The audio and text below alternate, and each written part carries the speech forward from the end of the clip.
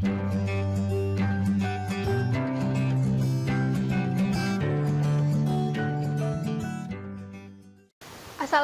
warahmatullahi wabarakatuh. Pada kesempatan kali ini kita akan membahas mengenai protista, materi dari kelas 10 yang masih pada semester pertama biasanya ya. Nah, untuk protista ini adalah salah satu makhluk hidup yang ukurannya sama-sama kecil dengan bakteri dan juga eubakteria gitu ya. Bakteri dan arkebakteria maksudnya ya. Nah, namun ternyata sangat berbeda. Apa perbedaannya? Nah, kita akan lihat nanti ya. Nah, untuk karakteristik dari kingdom protista ini awalnya berasal dari bahasa Yunani yang artinya pertama, dari kata protos ya.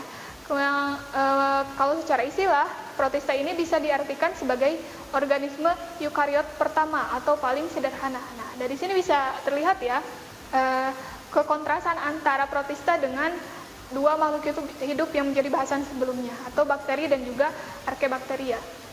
Nah, bakteri dan arkea ini adalah salah satu prokariot, sedangkan protista ini meskipun kecil ternyata dia eukariot gitu ya.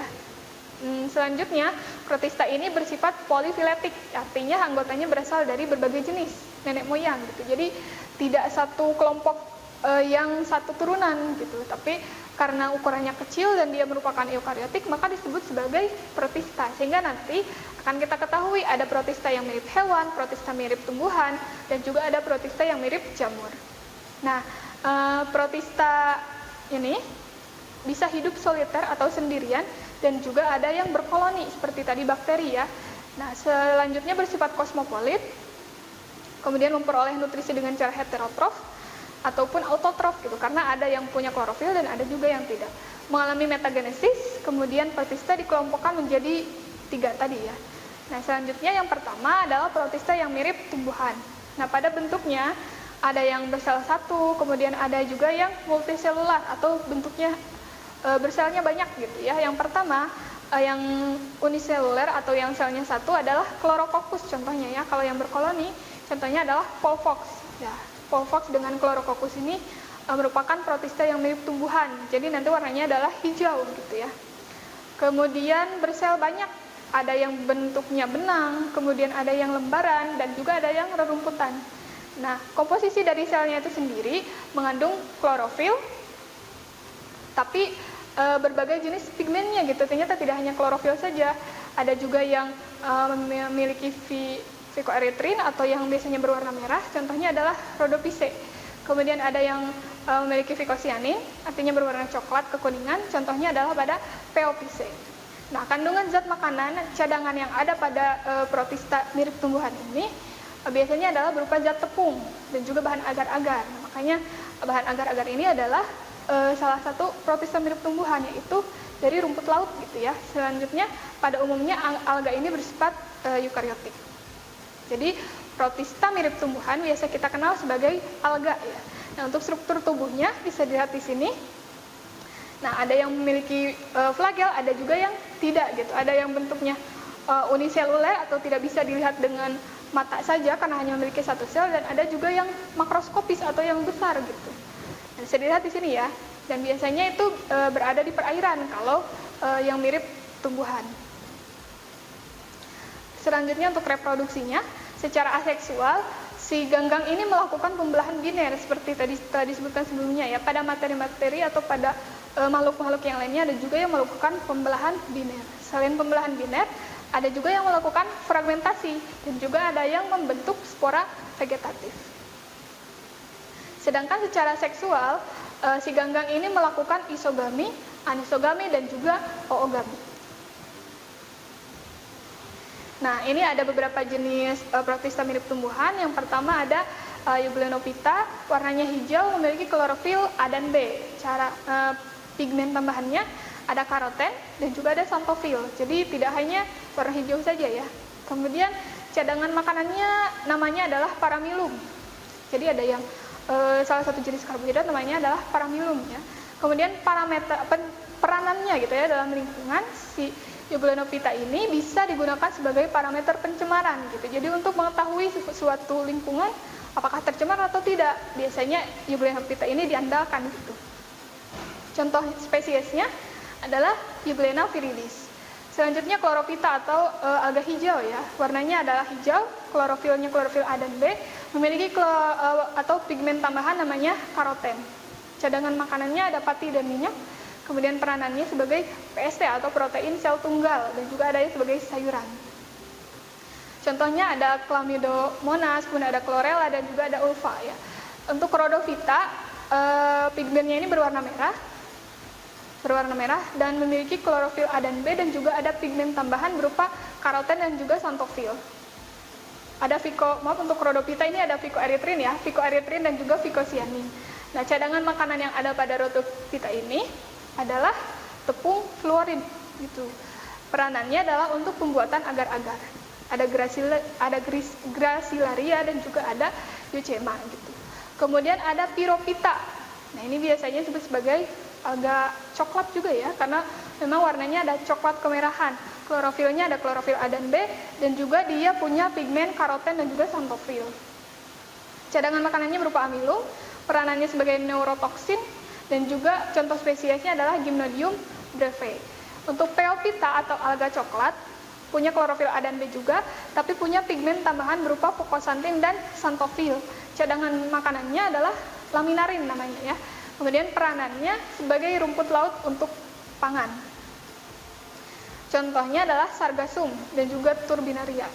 Untuk Chrysophyta atau alga coklat keemasan, ini warnanya coklat keemasan tentunya ya. Klorofilnya ada klorofil A dan B juga, dan pigmen tambahannya ada fukosantin, ada karoten dan juga ada xanthofil.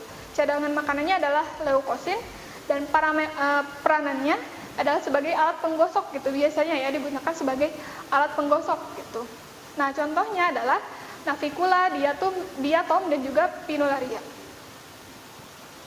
Protista mirip hewan. Nah, selanjutnya protista mirip hewan memiliki karakteristik uniseluler, memiliki alat gerak dan biasanya alat gerak ini digunakan sebagai penggolongan gitu. Yang punya flagel digolongkan dengan yang punya flagel lagi, kemudian yang punya silia dengan yang silia, dan juga ada yang pseudopodia atau kaki semu gitu ya.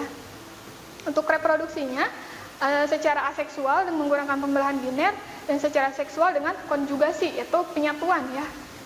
Nah, untuk protista mirip hewan ini, yang pertama Rhizopoda memiliki karakteristik yang uniselular atau hanya satu sel saja, dan biasanya dia heterotrof, bergerak dengan pseudopodia, jadi tidak terlihat kakinya, tapi dia bergerak mengambil makanannya dengan melingkup gitu ya, kemudian mengeluarkan makanannya juga dengan eksositosis gitu. Itu adalah yang disebut sebagai pseudopodia. Reproduksinya menggunakan pembelahan biner. Nah, selanjutnya protista mirip hewan yang digolongkan sebagai flagellata atau yang punya flagel, dia biasanya uniseluler juga dan juga bisa autotrof, bisa heterotrof. Umumnya bersifat parasit kalau si golongan ini ya. Kemudian bergeraknya menggunakan flagel dan reproduksi aseksualnya menggunakan pembelahan biner. Nah, selanjutnya ini ada penggolongan flagellata, ada yang phytoflagellata dan ada juga yang zooflagellata. Kalau phytoflagellata dia bisa digolongkan juga sebagai protista mirip tumbuhan gitu, tapi untuk yang zooflagellata, nah ini yang biasanya disebut sebagai flagellata gitu. Ada trypanosoma, kemudian ada jenis trypanosoma saja menghasilkan atau bisa menimbulkan penyakit yang berbeda-beda gitu ya. Ada yang menyebabkan penyakit tidur, kemudian ada yang menyebabkan anemia, dan juga ada penyakit yang namanya penyakit sura gitu. Selanjutnya, protista mirip hewan yang ketiga adalah Ciliata. Ciliata ini memiliki alat gerak berupa silia atau rambut getar ya. Biasanya uniseluler dan juga heterotrof, dan reproduksi seksualnya menggunakan konjugasi, sedangkan secara aseksualnya dia sama dengan yang lainnya menggunakan pembelahan biner gitu. Nah, strukturnya bisa dilihat di sana ya. Nah, untuk selanjutnya ada sporozoa. Nah, kalau sporozoa ini tidak terlihat alat geraknya ya, tidak terlihat alat geraknya, sehingga bukan pseudopodia, bukan ciliata, dan juga bukan flagellata. Itu. Nah, ini karakteristiknya. Yang pertama adalah uniselular, bersifatnya heterotrof, dan biasanya umumnya parasit, dan biasanya melekat pada sel inang menggunakan kompleks apikal yang terdiri dari kait dan juga penghisap gitu. Di bagian ujungnya bisa kita lihat di sana ada bagian yang bisa menghisap gitu ya, menghisap bagian sel yang ada di dalam makhluk hidup gitu. Nah, bergerak dengan mengubah kedudukan tubuhnya atau mengikuti pergerakan yang ada di lingkungannya gitu, karena memang tidak memiliki alat gerak yang khusus gitu. Kemudian yang terakhir ada protista mirip jamur.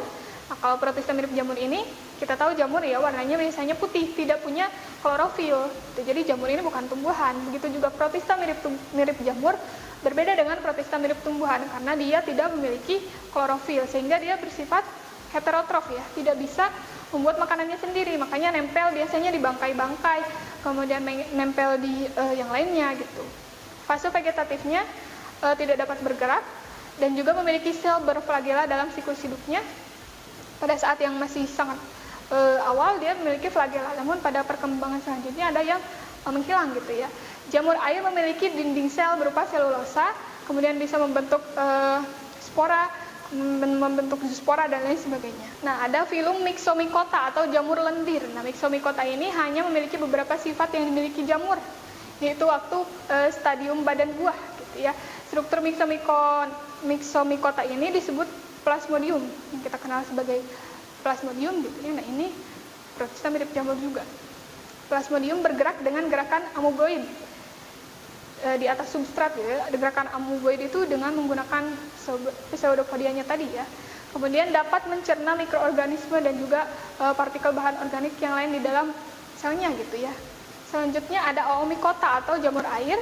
Kalau jamur air ini banyak kemiripannya dengan jamur yang biasanya kita kenal gitu ya, yaitu memiliki tubuh berupa miselium yang tumbuh di atas materi organik, kemudian bersifatnya heterotrof juga tentu, dan hifanya memiliki dinding sel yang mengandung selulosa. Selanjutnya, protista yang mirip jamur selanjutnya adalah jamur lendir selular atau Acrasiomycota. Nah, bisa dilihat di sini, ini penggiliran keturunannya ya. Ada asexual reproduction dan juga sexual reproduction-nya di sana. Nah, gabungan antara plasmodium membentuk pseudoplasmodium, kemudian reproduksi seksual membentuk tubuh buah, dan aseksualnya atau singgami sel amoeboidnya. Sekian saja untuk materi fungi atau jamur, semoga bermanfaat. Wassalamualaikum warahmatullahi wabarakatuh. Kunjungi sosial media lainnya seperti website kami di pkbmalfata.com, Facebook PKB Malfata Mananjaya, Instagram PKB Malfata Official, dan terima kasih telah klik video ini. Jangan lupa like, comment, share, and subscribe untuk menunjukkan dukungan kamu terhadap channel ini. Enjoy the video, PKB Malfata.